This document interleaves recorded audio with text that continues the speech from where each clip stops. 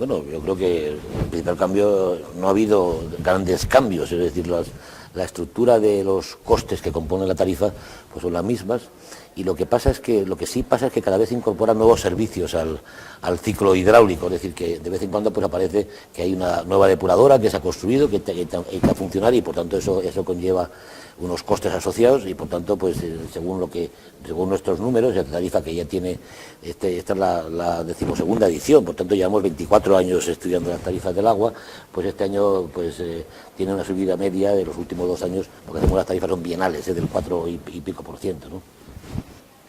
Bueno, hay una doble evolución, yo diría. En primer lugar, una evolución que nosotros siempre consideramos positiva, que es que disminuye el consumo por familia.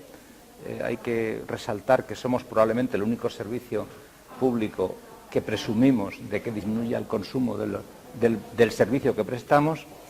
Y luego un incremento de precio que, en lo que se refiere a la factura que una familia paga por el agua, es prácticamente el IPC. O sea, realmente cuando estamos viendo que otros servicios públicos están subiendo muy por encima del IPC, pues yo creo que hay que decir con satisfacción que, refiriéndonos a la factura que una familia paga por el agua, en los últimos años prácticamente la evolución es paralela al IPC.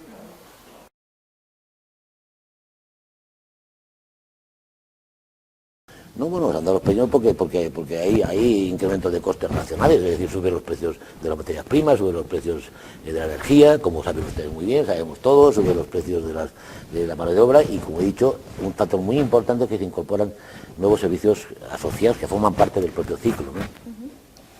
Bueno, pues lo que es la disminución del consumo tiene que ver, en primer lugar, con una mayor concienciación del ciudadano y del consumidor en el valor del agua, en el que el agua es un tesoro y que no hay que derrocharla, en una mejora de todas las tecnologías de las empresas que prestan los servicios, en una disminución del número de fugas en las redes. Hace unos días conocíamos un informe de la Comisión Europea donde en España las fugas en las redes están en el orden del 9%, somos el tercer país mejor de los 28 en ese ratio, y también en una mejora de la tecnología de los electrodomésticos que hay en las casas, que efectivamente pues consumen también bastante menos agua, aunque todavía no tenemos esas calificaciones, por ejemplo, que tienen para el consumo energético, pues de hecho sí están mejorando sensiblemente.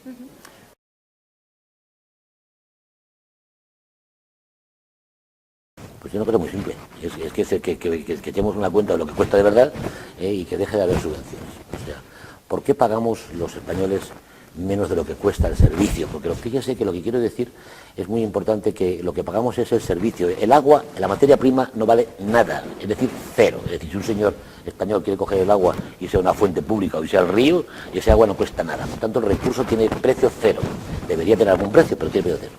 Lo que se cobra es el servicio de tratarla, llevarla a casa de cada uno de los ciudadanos en condiciones sanitariamente correctas. Cuando la hemos usado, y tiramos de la cadena, que lo que sale lo tratemos antes de volver a los ríos, y todo ese proceso, que es un servicio que conlleva pues unas potentes infraestructuras, pues yo qué sé, pues captaciones, presas, plantas de tratamiento, redes de distribución, todo este ciclo, alcantarillado, depuradoras, todo este ciclo es lo que se cobra es el servicio. Por tanto, el precio del agua tiene que recoger todos estos costes. ¿Qué ha pasado tradicionalmente? Pues que buena parte de estas inversiones han sido financiadas con otros fondos que no son los de la tarifa, sino que han sido fondos públicos, ya sea del Ministerio de Obras Públicas o de ahora de Medio Ambiente, o sea de las propias comunidades autónomas o de los propios ayuntamientos que hacen las redes, y esos costes de esas infraestructuras no están incorporados en la tarifa del agua. Por tanto, ¿por qué razón tenemos un precio al ciudadano que es, pues yo que sé, la tercera parte de lo que se lleva por Europa, o en algunos casos la quinta parte? Aquí hay un dato que estaba viendo hace un momento, que en Glasgow se paga a 5,28 euros el metro cúbico, aquí lo pagamos a 1,59, ¿no? Pues se debe a que ellos incorporan todos los costes y nosotros no. Yo creo que bueno, efectivamente, ese es un tema muy trascendental, que yo creo que requiere básicamente un acuerdo muy a nivel de todos, pero ahora lo que quizá más nos preocupa es que nos acostumbremos a pagar el precio que supone limpiar el agua que ensuciamos. Yo siempre digo que la conciencia ecológica ha llegado a casi todos en muchos aspectos. Estamos dispuestos a pagar dinero por una berenjena bioecológica, pero en cambio nos cuesta mucho trabajo pagar dinero por limpiar los 1000 litros de agua que ensuciamos en un metro cúbico cada día, que son bastantes. Una familia de 2 personas consume 7 metros cúbicos al mes, una familia de 4 personas consume 15 metros cúbicos al mes y una familia de 6 personas 25 metros cúbicos al mes, y habría que intentar conseguir convencernos de que es bueno y deseable pagar los 70 céntimos de euro que cuesta depurar un metro cúbico, porque esa es a veces hablamos de catástrofes ecológicas y realmente es una catástrofe que no consigamos depurar todos los metros cúbicos que usamos, y eso empieza por concienciarnos a nivel individual.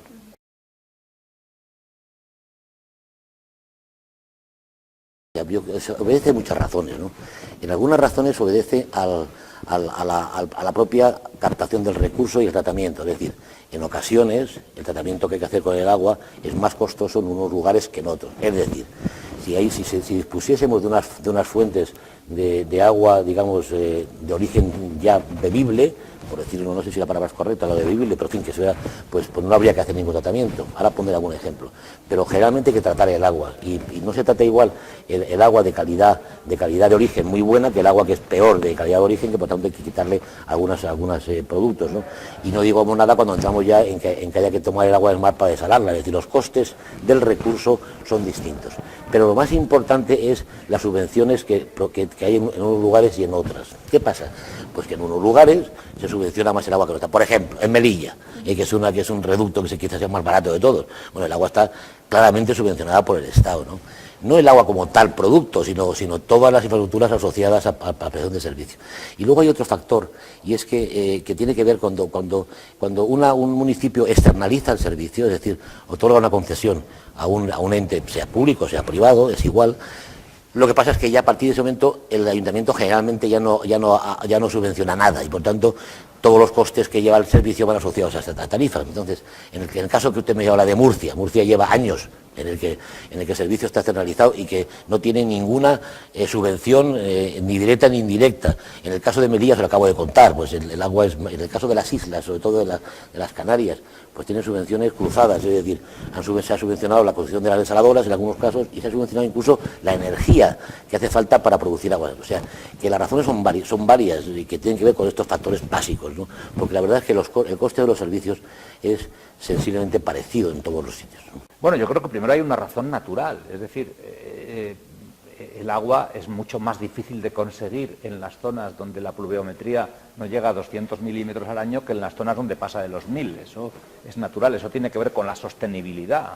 De hecho, generalmente las civilizaciones ponían las ciudades donde había agua.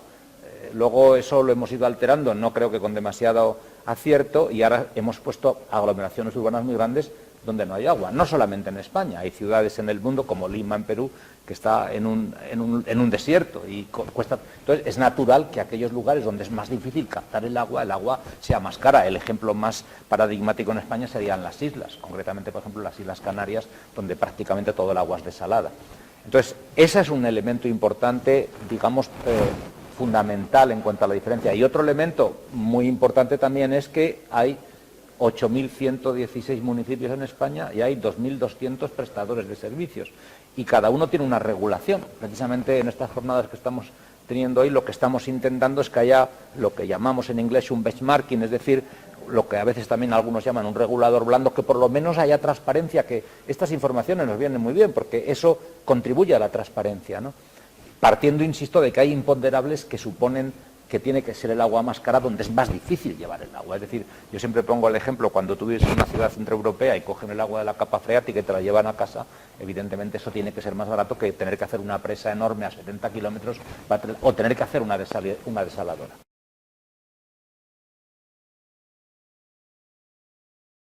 Bueno, nosotros, las jornadas que tenemos aquí hoy tienen que ver justamente con eso. Es una jornada de reflexión y de información y de puesta en común de cómo funcionan otros países donde tienen un sistema, digamos, de regulación. ¿Qué nos pasa en España? Primero, que las competencias de gestión del agua están fragmentadas y están radicadas al final en los ayuntamientos, teniendo en cuenta que tenemos 8.500 municipios en España. Eso quiere decir que aunque muchos municipios están gestionados por el mismo operador, tenemos más de 2.000 operadores. Por tanto, nosotros ¿qué pedimos? Pedimos que esto se regule, se organice y haya una ley sectorial que ordene el sector. Primera cosa que estamos pidiendo, que haya una ley sectorial, y segundo, que se establezca algún mecanismo de regulación que permita, primero, tener claro cuáles son los parámetros, los indicadores que puedan medir la calidad del servicio, es decir, que se pueda uno saber qué calidad se presta en Madrid o se presta en Cáceres, ¿no? Segundo, que haya una estructura tarifaria que sea homogénea. Tercero, que se carguen los costes, que los costes que se incorporen a la tarifa sean bien conocidos. Y cuarto, y esto es muy importante, que no se incorpore a los costes del agua lo que no tiene que ver con el agua, porque a veces se produce el efecto contrario, es decir, que a veces se piden cánones concesionales en algunos municipios y ese dinero que luego al final hay que recuperar por la tarifa, pues se destina a otros fines que no son el agua. Por tanto, hay un efecto de ordenación del sector, de clarificación y de invertir y que los ciudadanos paguemos lo que tiene que ver con el servicio y no otras cosas. Entonces, eso estamos pidiendo, ¿eh? Bueno, ahora precisamente hoy se está debatiendo sobre eso. Hay lo que llaman a veces el modelo de regulador duro, que efectivamente establece una regulación para todo un conjunto o un territorio, pongamos España, y hay lo que a veces se llama un regulador blando, que es un poco en lo que estamos empezando quizás aquí. Nuestra encuesta de AEA-SAGA desde hace 25 años ya va en esa línea de empezar a conocer la heterogeneidad, porque cuando a los ciudadanos se les dice durante mucho tiempo que las diferencias son así, eso acaba produciendo una equiparación, una igualación, ¿no? Entonces, hoy lo que estamos discutiendo es qué sería más conveniente en España, si el regulador duro o el regulador blando, y también todo eso tiene mucho que ver con la organización territorial del Estado. La distribución de la población en España está en 8.116 municipios, de los cuales casi 5.000 tienen menos de 2.000 habitantes, que eso es tremendo, que además tienen dificultades, incluso no ya para la primera fase del ciclo del agua, del abastecimiento, sino para el saneamiento. La ley del régimen local, que ahora se llama de sostenibilidad de régimen local, que está precisamente en estos momentos ultimándose, aborda en alguna manera eso porque establece lo que llaman el coste efectivo y encomienda a las diputaciones la coordinación del servicio del agua en los municipios de menos de 20.000 habitantes. Bueno, vamos avanzando en esa línea.